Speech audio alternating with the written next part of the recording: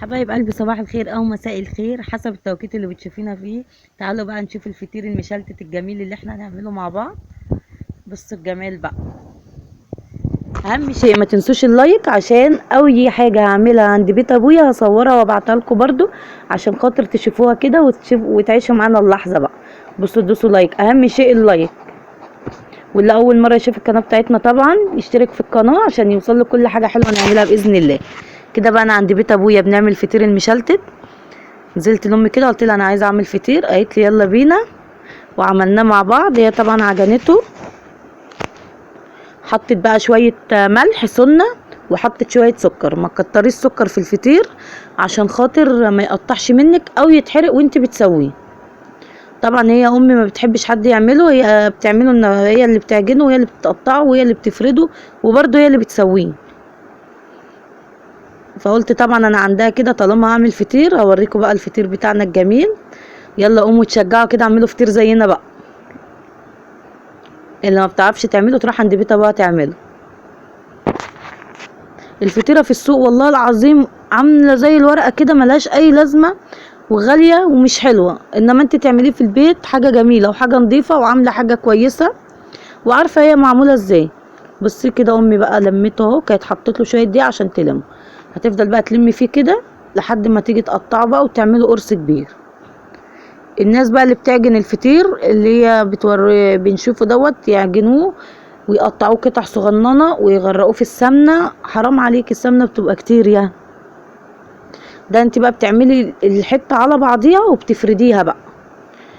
بصي كده وهي بتوريكوا بقى وهي بتقرصوا. طبعا العجينه طريه عشان تفرد معاكي، ما ينفعش تخلي عجينه الفطير ناشفه. بس كنا قاعدين في الصاله بقى وهي قاعده بقى بتعجن العجين وقطعته. بص الجمال. تعالوا نشوف بقى هي عملت لنا كام واحده. ايه رايكم في الجمال بقى؟ دول عملنا لنا الكميه ديت. بصوا بقى، تفردوها على الطبليه، اتحطت زيت وحطت السمنه عليه. طبعا انا كنت بصورها وهي بتفرد فيه. قلت طبعا هو الفيديو صغير بس عشان ما اطولش عليكم، قلت اوريكم حاجه كده من اللي احنا بنعملها في بيت ابويا، ولسه بقى هنعمل حاجات كتير باذن الله. كل ما انزل واعمل حاجه هصورها لكم ان شاء الله واوريها لكم. مش انا بقول لكم في فيديوهات كتير ان شاء الله هتنزل، وكل فيديو مختلف عن التاني ان شاء الله. كده بقى هي بتفرد بالسمنه، على فكره هي السمنه في ايديها، وبعد ما هتخلص فرد وتفرده خالص هتقوم رشه سمنه كده بسيط. بصوا كده هي لازم تخلي الطروف رقيقه عشان ما تجيش تفرديها تبصي تلاقيها تخينه معاكي من الطروف. رفعي الطروف خالص، بعد كده شدي براحتك. بصي لما رققته بقى، بصي كل ما بتشدي فيه الحته الرقيقه بتتقطع منك. بصي اهي. الله ينور عليك يا حاجه، بسم الله ما شاء الله، بجد فطيره ما يعلاش عليه. جميل جدا. بصي بسم الله ما شاء الله، الطبليه كبيره وهي فردته على الطبليه كلها.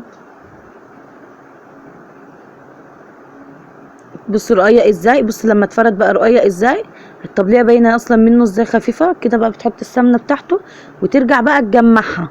هي ما بتحبش ان هي تقطعه وتحطه في السمنه قطع صغيره وترجع تجمعهم تاني تخليهم فطيره. لا، هي بتحب تعمل الفطيره على بعضها وتفردها على بعض. كده بقى تلم الفطيره اهي.